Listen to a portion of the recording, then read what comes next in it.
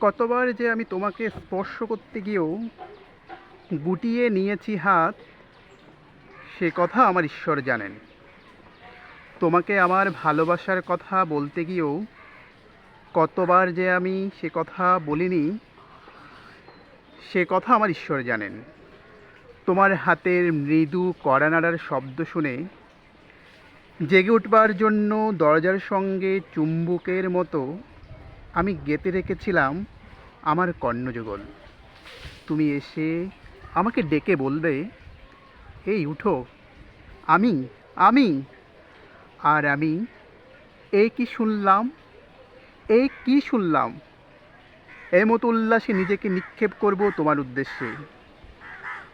কতবার এরকম একটি দৃশ্যের কথা আমি মনে মনে কল্পনা করেছি, সে কথা আমার ঈশ্বর জানেন। আমার চুল পেকেছে তোমার জন্য, আমার গায়ে জ্বর এসেছে তোমার জন্য।